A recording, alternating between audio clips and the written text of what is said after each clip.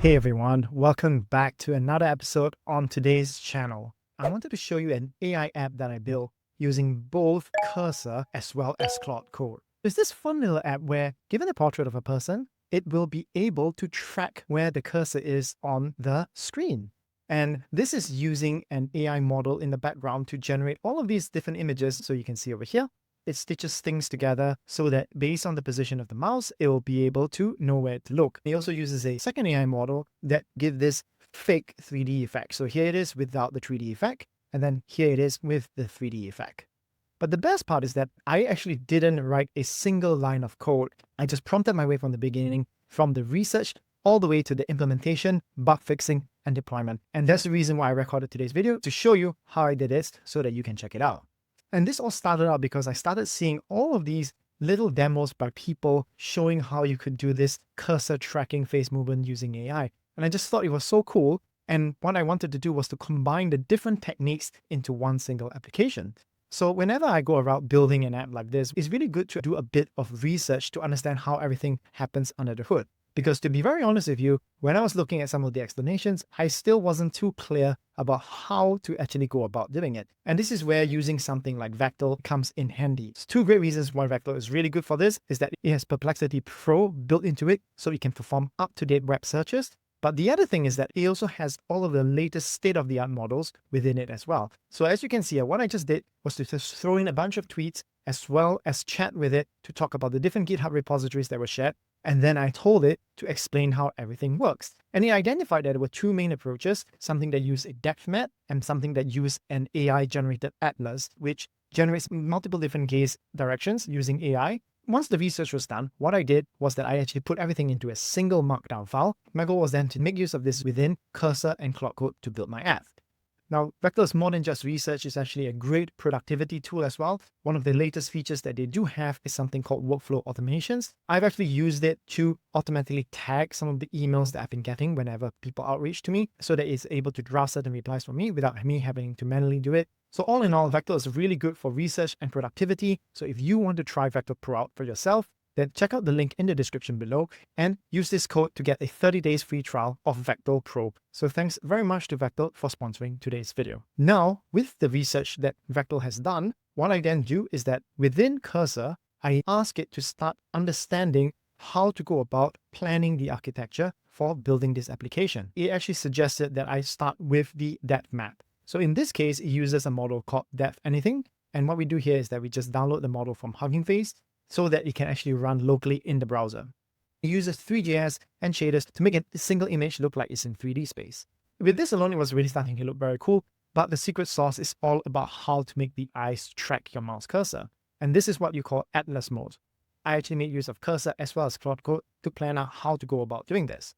So in this case, it actually pre-generates a whole set of images with the gazes looking in the different directions. And the way I used it was to use a service called Replicate to perform the inference and generate all these images on the fly. And it turns out that this is also very cheap. I've been using this for several different images right now, and you can see I only use 8 cents so far. So this is an extremely cheap model, and it's definitely something that you want to check out as well. I guess the point of this video was to actually demonstrate that you actually can use Cursor as well as Claude Code together whenever you're working in your apps. You don't have to choose just one.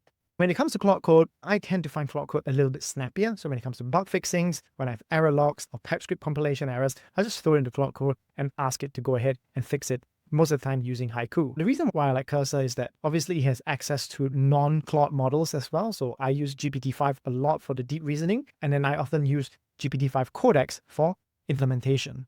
But I think the real key thing where an IDE like Cursor comes in very handy is its browser tools. When I was trying to fix one of the bugs regarding an aspect ratio issue as well as an alignment issue, I was really blown away with how Cursor was using its inbuilt browser tools. So it's able to load up the browser, click a bunch of buttons automatically, take screenshots, assess whether or not the bug is still there, and then continue fixing. And I think this is a really powerful workflow that you don't get with Claude Code, for example. This is one of the killer features of why you will want to be using an IDE, especially when it comes to bug fixing and troubleshooting visual elements in the screen.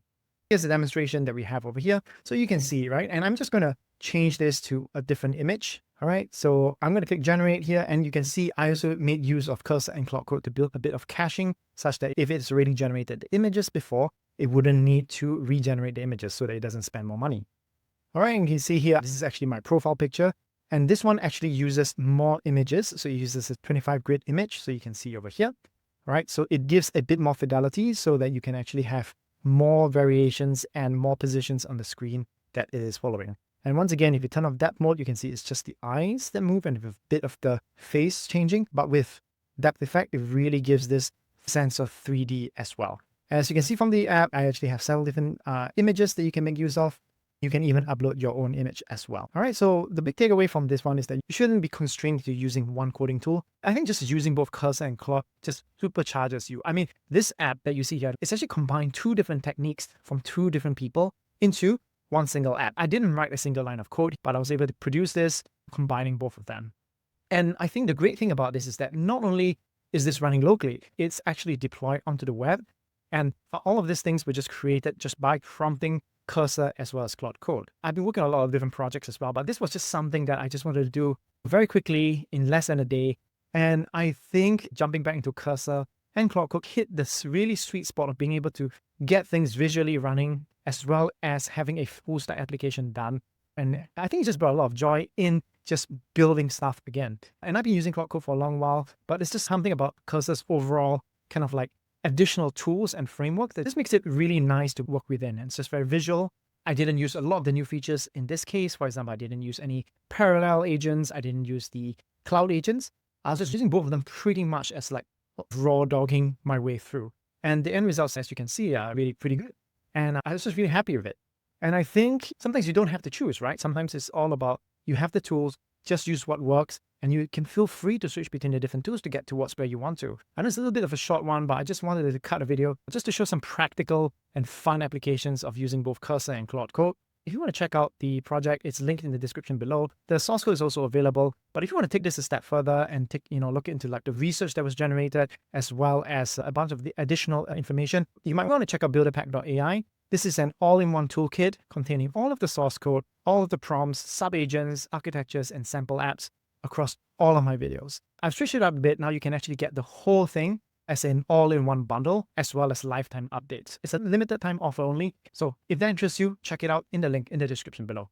So that brings us to the end of today's tutorial. One of the things that I've been looking to do is dipping in and out of different tools now, because things are moving very, very quickly. I actually think that sometimes rather than just boxing an entire video on one tool, it's actually important to show how you can leverage multiple tools to get to the outcome that you want. And it's a lot of fun as well. If you enjoyed today's video, don't forget to give it a like, hit that subscribe button, and turn on notifications so that you're always the first to know when new content like this drops. If you haven't seen my previous video where I actually covered all of the new features as part of the Cursor 2.0 release, you definitely want to check it out.